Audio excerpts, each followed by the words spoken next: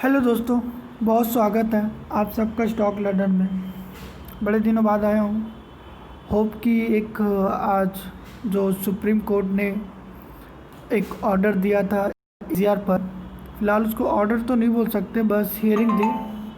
तो बेसिकली उस पर हम लोग कुछ डिस्कस करेंगे कि उन चीज़ों का क्या डिस्कशन निकला। जैसा कि आप लोग देख सकते हैं कि मैं सामने स्क्रीन पे खोल रखा हूँ, Supreme Court reserves order on AGR dues of insolvent telecoms. Recent past में बहुत सारी टेलीकॉम कंपनियां जो या तो सरवाइव नहीं कर पाई या तो फिर किसी कंपनी ने उनको ख़रीद लिया। तो उन्हीं सब के बेसिस पर हम लोग ये चीज़ें आगे डिस्कस करते हैं कि सुप्रीम कोर्ट ने क्या कहा है उनके बारे में। चलिए आइए पढ़ते हैं। जैसा कि आप लोग देख सकते हैं, the Supreme court on Monday reserved it's order on the issue of recovery adjusted gross revenue, जिसको हम लोग शॉर्ट फॉर्म में एजीआर बोलते हैं। कहने का मतलब ये है कि सुप्रीम कोर्ट ने अभी तक कोई ऑर्डर, बेसिकली फाइनल ऑर्डर दिया नहीं है, अभी हियरिंग चल रही है। उस हियरिंग पर अभी तक सुप्रीम कोर्ट ने जो भी ऑर्डर है उसको रिजर्व रखा है। आगे बढ़ते हैं। The apex court will also clarify additional liabilities. अब यहाँ पर एक मुद्दा ये आ गया है कि सुप्रीम कोर्ट अब ये चाहती है कि पहले के जितने भी कंपनियां थी, जो भी टेलीकॉम कंपनियां थी, उनका क्या लाइबिलिटी है, क्या एडिशनल लाइबिलिटी है, उनको क्लैरिफाई किया जाए। क्योंकि अभी पेच फंस रही है कि जो एजीआर ड्यूज है, जैसे रिलायंस जियो ने अपना जो भी था निकाल कर वो सारा पेमेंट कर दिया, बट अभी सवाल यहाँ पर ये उठ रहा है कि जो स्पेक्ट्रम का सेल हो रहा था वो कंपनियां आपस में कैसे सेल कर ली, जबकि स्पेक्ट्रम तो हमारा टेलीकॉम डिपार्टमेंट या बोले तो गवर्नमेंट की प्रॉपर्टी है। तो हम लोग आगे बढ़ते हैं। इसी चीज़ पर अभी मुद्दा फंसा हुआ है, देखते हैं क्या लिखा हुआ है। रिलायंस जियो एंड भारती एयरटेल, अच्छा ठीक है। The apex court said it will also clarify additional liabilities if any of Reliance Jio and Bharti Airtel on account of past due on the spectrum they bought from Reliance communication Videocon. कहने का मतलब है पहले इन जो कंपनियां थी पहले के, उनसे ये सारे स्पेक्ट्रम ख़रीदे गए हैं, तो उन पर अपना स्पेक्ट्रम का ड्यूज़ बाकी था। अब उन्होंने तो इन कंपनियों को बेच दिया, तो उनका ड्यू कहाँ से आएगा।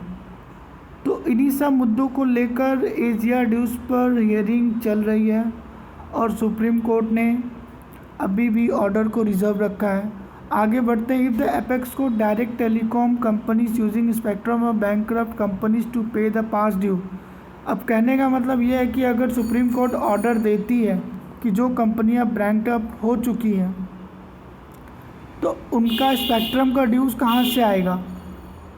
अब वो उनसे लिया जाएगा जो कंपनियां उनको ख़रीदी हैं। जैसे एयरसेल का इतना बकाया था 12,289 करोड़, वीडियोकॉन की इतनी लायबिलिटी थी, आरकॉम की इतनी है, तो इन सब का पैसा कहाँ। ये सारे सवाल आज हियरिंग के दौरान उठी है। आगे बढ़ते हैं। The DoT earlier today filed an affidavit in the Supreme Court saying AGR dues have to be calculated based on spectrum sharing and spectrum trading. ये एक बात उठी है कि ये जो स्पेक्ट्रम शेयरिंग से लेकर स्पेक्ट्रम ट्रेडिंग की बात हुई है, ये कंपनियों को कहाँ से राइट मिल गया, इसका हम लोग आगे पढ़ते हैं। द 3 जज bench headed by justice Arun Mishra said telecom companies can not sell spectrum which is government property. देखिए वही बात आ गई कि ये तो प्रॉपर्टी गवर्नमेंट की है, आपने कैसे सेल कर दिया। Such action will allow for dues to be wiped out. Wiped out यहाँ पर मतलब इस तरह के अगर एक्शन लिए गए हैं, सेल आउट कर दिया गया है, तो उनमें जो बकाया ड्यूज था वो कंपनियां तो इंसॉल्वेंट हो गई, तो उनसे तो गवर्नमेंट का कुछ पैसा नहीं मिला, मतलब वो पैसे सारे वाइप्ड आउट हो गए। तो गवर्नमेंट भाई कैसे पैसा छोड़ दे, अब वो किसी ना किसी का तो गला पकड़ेगी। वही सारी चीज़ें अब यहाँ पर उठ रहा है। तो इन्हीं सब चीज़ों को लेकर सारा हियरिंग प्रोसेस आज डन हुआ है।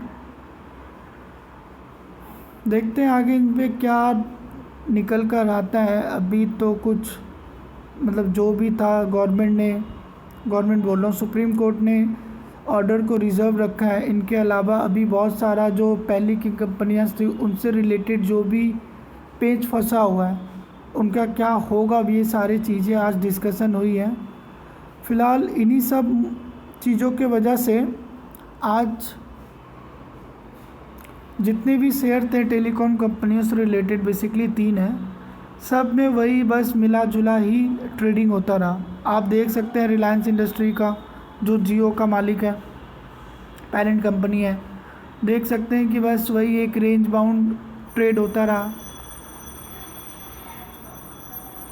इसके अलावा हम लोग भारती एयरटेल भी देखेंगे तो भारती एयरटेल भी एक रेंज में ही ट्रेडिंग होता रहा। और वोडाफोन आइडिया पर आते हैं। वोडाफोन आइडिया भी स्टार्टिंग में एक अच्छा खासा मूव पकड़ा था, लेकिन बाद में जब वो सारी प्रोसेस का जो भी निकल कर आया उनके बीच में बस वो एक रेंज बाउंड में ट्रेड करता रहा। तो बेसिकली बोला जाए तो सब कुछ वही है, अभी तक कुछ क्लैरिटी नहीं है। अब पेच और भी थोड़ा डीप गहरा फंसता हुआ नज़र आ रहा है कि पहले का जो भी स्पेक्ट्रम सेल किया गया उन कंपनियों पर जो भी एजियर ड्यू है उनका क्या होगा। So that's it. अगर आप लोग को मेरी वीडियो अच्छी लगी तो प्लीज़ लाइक एंड शेयर कर दें और सब्सक्राइब ज़रूर कर लें। Thank you.